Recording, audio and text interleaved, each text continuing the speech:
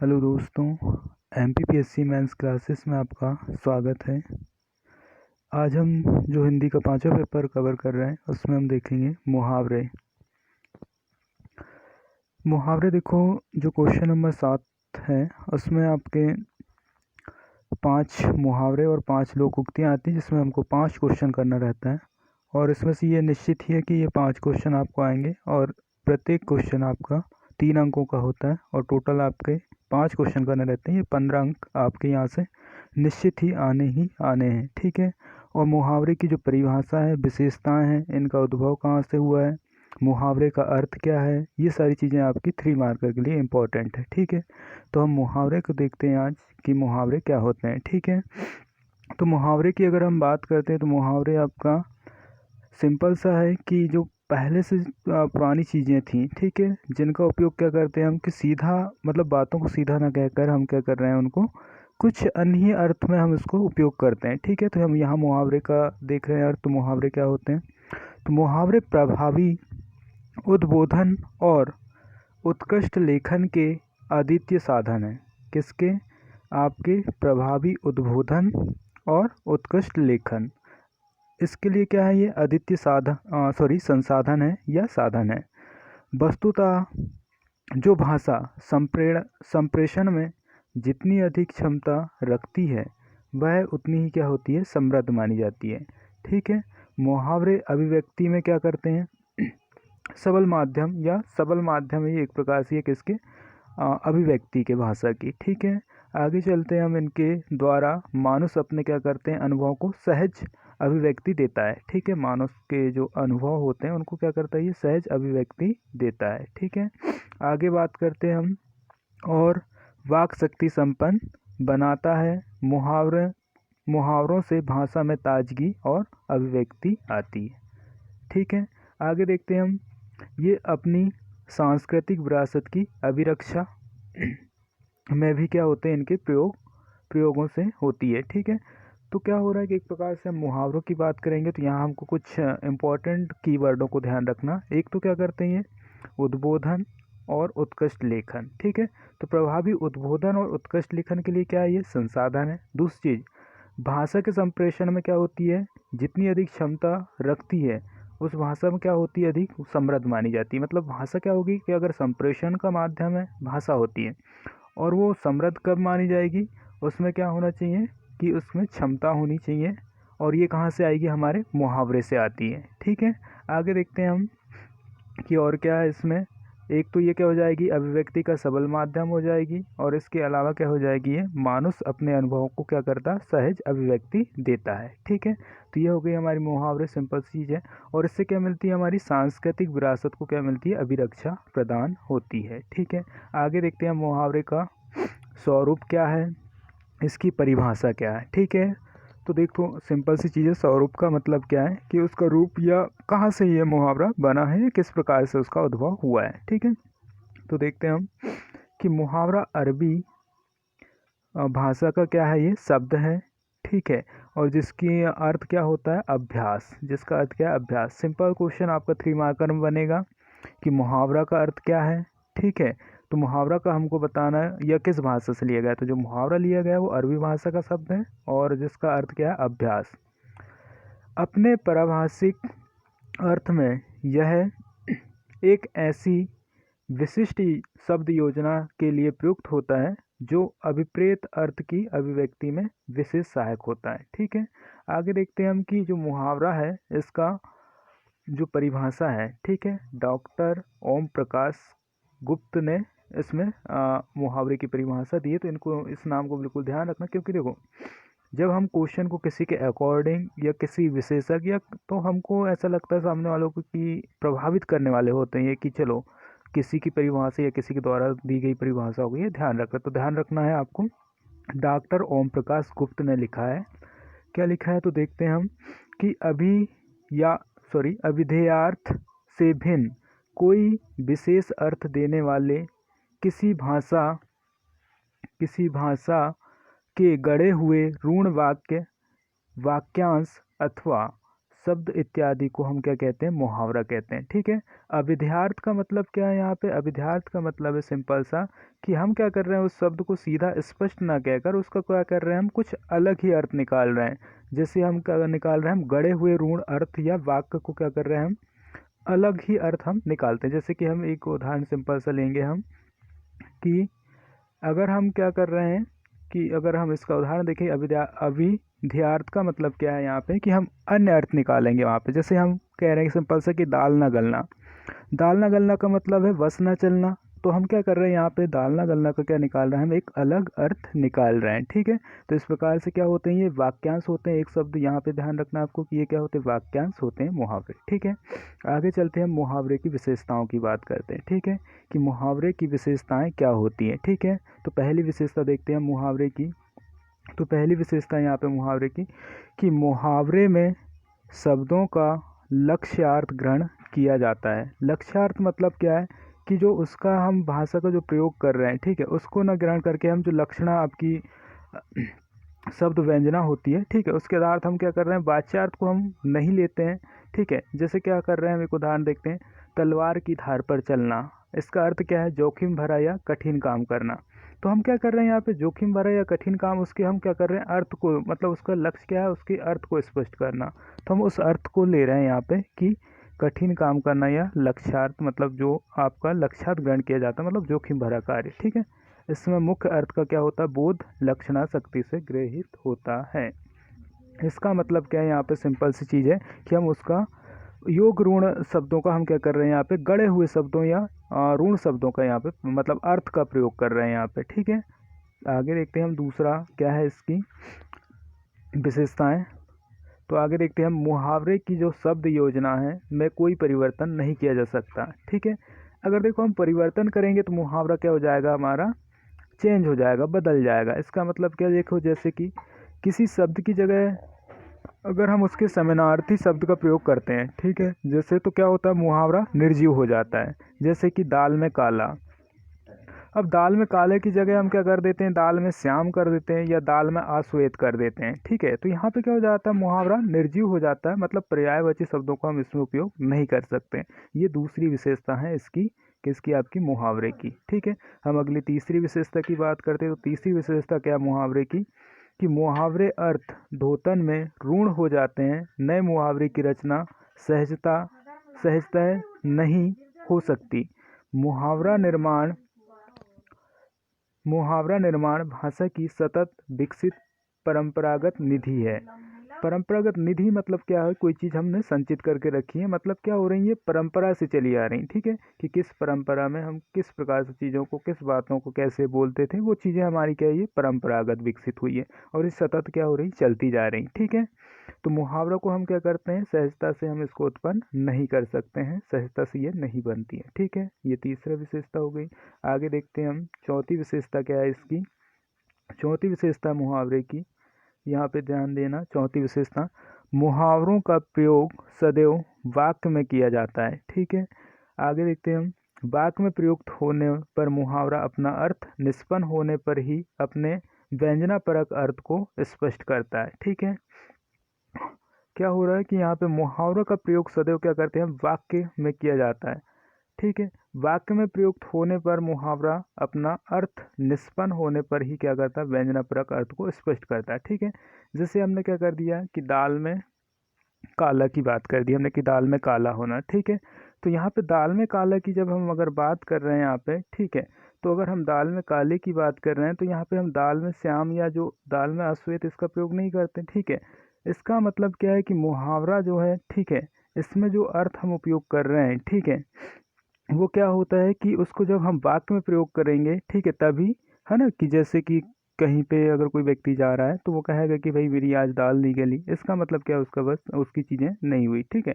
तो वहाँ पे उसका काम नहीं हो पा रहा, तो जब उसका हम वाक्य में प्रयोग करेंगे तभी वो उसका अर्थ स्पष्ट होता है। पांचवा देखते हैं हम, मुहावरे के शब्द जो क्रम में किसी प्रकार का परिवर्तन नहीं किया जा सकता। ठीक है। जो मुहावरे का क्रम है भाई वही रहना चाहिए। जैसे हम 9 2 11 होना, इसकी बात कर रहे हैं तो इसकी जगह हम 2 9 11 होना नहीं प्रयोग कर सकते हैं, ठीक है, ये सटीक नहीं हो सकता, ये गलत है, ठीक है। तो क्या होना चाहिए, एक तो क्रम में व्यवस्थित होना चाहिए मुहावरे, ठीक है, इसमें हम परिवर्तन नहीं कर सकते हैं। अगले अगर हम बात करें छठवें, तो छठवें की बात कर सकते हैं हम कि छठवीं विशेषता क्या है इसकी, तो मुहावरे का वाक्य में प्रयोग करने पर उसका क्रिया रूप लिंग वचन कारक आदि के अनुसार क्या हो जाता है, परिवर्तित हो जाता है, ठीक है। अगर हम मुहावरे में हम का के जगह अगर मेकअप प्रयोग करेंगे तो वो बदल जाएगा, ठीक है। तो इस प्रकार से क्या होगा कि जब हम क्रिया रूप में अगर लिंग वचन और कारक इन सारे में अगर हम इसको परिवर्तन करेंगे तो वो क्या हो जाएगा, मुहावरा भी परिवर्तित हो जाएगा। तो एक बार हम विशेषताओं को फिर से देख लेते हैं, ठीक है। मुहावरे की पहली विशेषता है कि हम क्या करते हैं, उसके लक्ष्यार्थ को ग्रहण करते हैं। लक्ष्यार्थ को ग्रहण करते हैं मतलब क्या करते हैं, हम कुछ अन्य लक्ष्य को लेकर क्या करते हैं, हम उसके अर्थ को स्पष्ट करते हैं। दूसरा, मुहावरों में जो शब्द योजना उसमें हम कोई परिवर्तन नहीं कर सकते। और तीसरा जो मुहावरा है, ठीक है, उसमें हम ऋण क्या हो जाते हैं, ऋण हो जाते हैं, मतलब क्या होते हैं कि वो सहजता से उत्पन्न नहीं होता, वो परंपरागत विकसित है या परंपरागत निधि है। तो मुहावरा तीसरा जो विशेषता है क्या है, वो परंपरागत निधि है, ठीक है, जो ऋण है मतलब प्राचीन समय से चली आ रही, ठीक है। और चौथी विशेषता क्या है कि जो मुहावरों का जो सदैव वाक्य में प्रयोग किए जाते हैं, मुहावरे को क्या किस में करते हैं हम प्रयोग, वाक्य में प्रयोग करेंगे तभी उसका अर्थ क्या होता है, स्पष्ट होता है। और अगर हम पांचवी विशेषता की बात करें तो इसके क्रम में हम कोई परिवर्तन नहीं कर सकते। और अगर हम छठवीं विशेषता की बात करें तो जब उसके हम लिंग वचन कारक में परिवर्तन करेंगे तो मुहावरा भी क्या हो जाएगा, परिवर्तित हो जाएगा, ठीक है। आगे चलते हैं हम मुहावरे का जो उद्भव है वो कैसे हुआ, तो देखते हैं हम मुहावरों का उद्भव, ठीक है। तो मुहावरों का उद्भव देखते हैं हम कि मुहावरों का उद्भव इंपॉर्टेंट है 3 मार्कर के लिए, ठीक है। तो देखते हैं हम देखो किसी भी चीज़ की अगर हम बात करें शुरुआत होती है तो वो क्या होती है, कुछ चीज़ें का, या तो देखो अभी हम साइंस की बात करें तो उसमें कहते हैं हम कि आवश्यकता ही आविष्कार की जननी, वैसे ही क्या होती है कि हम कुछ चीज़ों में बदलाव करते हैं और कुछ नई चीज़ें बन जाती, वैसे ही देखो यहाँ पे क्या है, भावाभिव्यक्ति की विविधता ने प्रथमतः मुहावरों को जन्म दिया होगा। ऐसा माना जाता है कि जो अभिव्यक्ति है, ठीक है, उसकी जो विविधता अलग अलग प्रकार से हम किसी बात को अभिव्यक्त कर रहे हैं तो उसके आधार पर क्या हुआ होगा, इनका जन्म हुआ होगा। जैसे प्रेम घृणा क्रोध आदि की अभिव्यक्ति कभी कभी क्या होती है, अभिधा द्वारा असंभव सी हो जाती है, ठीक है। अभिधा जो है क्या, वो आपकी भाषा की शब्दावली, ठीक, सॉरी, शब्द हैं, ठीक है, अभिता लक्षणा ये क्या है, अभिव्यक्ति के साधन है, ठीक है। तब मानुष क्या करता है, भाषा के नए नए प्रयोग करता है, इसी से शब्दों के क्या होते हैं, प्रचलित अर्थ बदल जाते हैं, ठीक है। यहाँ पे क्या करते हैं, यह प्रक्रिया मुहावरों की जन्मदात्री है। भाषा में मनोवेगों या मनोभावों से संबंधित मुहावरे इसलिए अधिक हैं, ठीक है। भाषा में जो मुहावरे हैं वो मनोभाव या मनोवेगों से संबंधित होते हैं, ठीक है। कभी किसी को गुस्सा आ गया क्रोध आ गया तो इनके आधार पर क्या होता है, इनका उद्भव होता है, ठीक है। जैसे क्योंकि उनकी अभिव्यक्ति में अनेक प्रकार के प्रयोग किए जाते हैं, यथा क्रोध के लिए दांत पीसना, आग बबूला होना, लाल पीला होना इत्यादि क्या है, ये मुहावरे इस प्रकार से इनका उद्भव हुआ है, ठीक है। अब मुहावरों का वर्गीकरण देखते हैं हम कि मुहावरों का वर्गीकरण किस प्रकार से हुआ। तो मुहावरों को देखो अलग अलग हमने वर्गीकृत किए गए हैं, ठीक है। तो हो सकता है ये 3 मार्कर में पूछ ले कि मुहावरों का वर्गीकरण को समझाइए, ठीक है। तो मुहावरों का व्यापक संसार है, ठीक है। पौराणिक संदर्भों लोक व्यवहारों में मनोभावों में और प्राकृतिक गति चक्रों को व्यक्त करने वाले मुहावरे अधिक संख्या में प्रचलित है, ठीक है। जब देखते हैं हम इनका वर्गीकरण क्या है, तो हम पहला वर्गीकरण देखते हैं। इनका पहला वर्गीकरण जो है वह अंगवर्ती मुहावरे, अंगवर्ती मतलब जो अंगों से संबंधित हैं, ठीक है, यहाँ पे आप देख सकते हैं, ठीक है। इसके बाद देख सकते हैं आप प्रकृति मूलक, जो प्रकृति से संबंधित है, ठीक है, जैसे आकाश के तारे तोड़ना, ठीक है। इस प्रकार से क्या होंगे आपके, पहला हो गया अंगवर्ती, दूसरा हो गया प्रकृति मूलक और तीसरा हो जाएगा आपका, तीसरा मुहावरा है आपका कूटनीति विषयक है ना, जैसे अपना उल्लू सीधा करना, ईंट का जवाब पत्थर से देना, दाल में काला होना, इस प्रकार के कूटनीतिक मुहावरे हैं आपके, ठीक है। चौथा है जो आपका मनोविकार विषयक, ठीक है, कि मन से संबंधित, जैसे मन के लड्डू खाना, फूट फूट कर रोना, इस प्रकार के। अगले मुहावरे हैं आपके पौराणिक। अगला मुहावरा है आपका क्या, पौराणिक। पौराणिक का मतलब है द्रौपदी का चीर, मतलब जो पुराणों से संबंधित है, जिनकी उत्पत्ति कहाँ से हुई है, पुराणों से हुई है, ठीक है।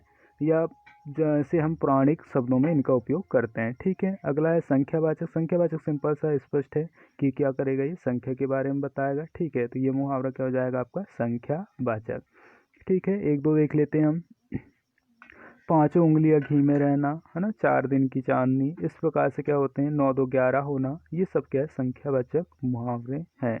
आगे देखते हैं हम मुहावरे में अगला लोक व्यवहार विषयक, कि लोगों का व्यवहार कैसा है। ठीक है, व्यवहार विषयक मतलब ये व्यवहार में प्रयोग किए जाते हैं। ठीक है, जैसे बहती गंगा में हाथ धोना, उल्लू सीधा करना। ठीक है, इस प्रकार के। अगला है आपका मुहावरा जो है वो प्रेरणामूलक मुहावरा। ठीक है, और अगला है आपका उपालंब विषयक, है ना। उपालंब मतलब क्या करते हैं हम, किसी को कमज़ोर दिखाने के लिए या फिर इस प्रकार से हम उसकी चीज़ों का वर्णन करते हैं वहाँ पे। ठीक है, कि उसमें क्या कमजोरी क्या कमी है, इस प्रकार के मुहावरे हम उपयोग करते हैं। और कुछ विविध में आ जाते हैं। कुछ विविध में मतलब क्या होंगे आपके मुहावरे, अलग प्रयोग होते हैं, जैसे कि, है ना, पसीना पसीना होना, कसौटी पर कसना, इस प्रकार के मुहावरे यहाँ पे उपयोग होते हैं। ठीक है, तो एक बार हम फिर से देख लेते हैं इनको। ठीक है, वर्गीकरण वैसे पूछा नहीं जाएगा, लेकिन फिर भी आप देख लो यहाँ पे। तो पहला है अंगवर्ती मुहावरे, जो अंगों से संबंधित होंगे। प्रकृति मूलक, प्रकृति से संबंधित होंगे। कूटनीतिक मुहावरे, जिसमें हम कूटनीति की बात करेंगे। ठीक है, मनोविकार विषयक होते हैं, पौराणिक होते हैं, संख्यावाचक होते हैं। ठीक है, और लोक व्यवहार विषयक होते हैं, प्रेरणामूलक होते हैं, उपलम्ब विषयक और विविध में हम देखेंगे तो कुछ अन्य मुहावरे यहाँ पे होते हैं।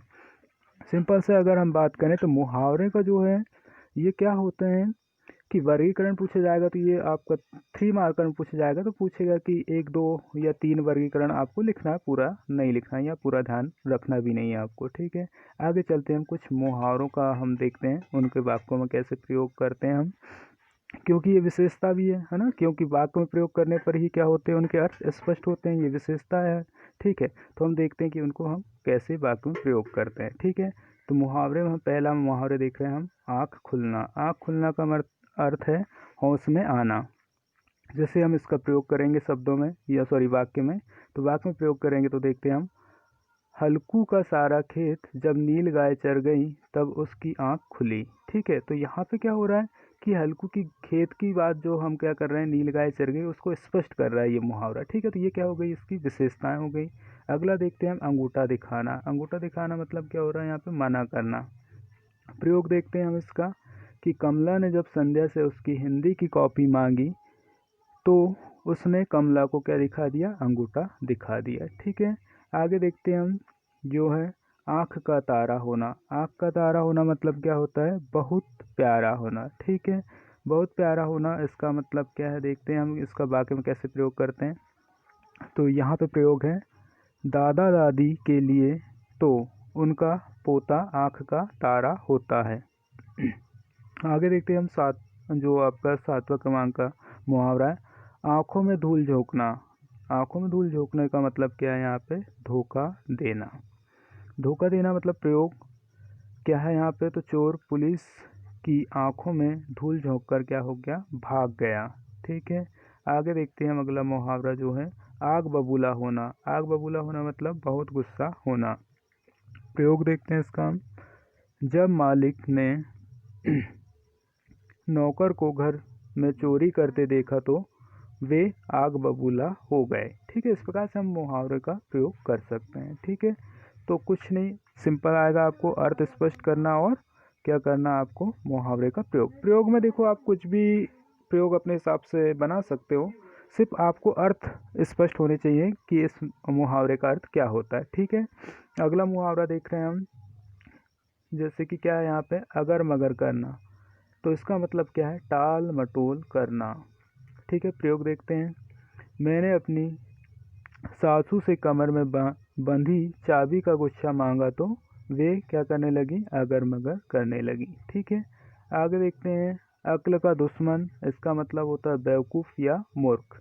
ठीक है, इसका प्रयोग देखेंगे तो प्रयोग क्या है, तुम तो अक्ल के दुश्मन हो जो अपने पड़ोसी से लड़ाई कर बैठे। ठीक है, तो सिंपल सा है, अक्ल का दुश्मन यानी बेवकूफ़ या मूर्ख। ठीक है, आगे देखते हैं हम कि अगला मुहावरा क्या है आपका, तो जो आगे मुहावरा है, ठीक है, वो है अक्ल पर पत्थर पड़ना यानी बुद्धि मारी जाना। ठीक है, इसका प्रयोग देखते हैं हम, उस समय न जाने क्यों मेरी अक्ल पर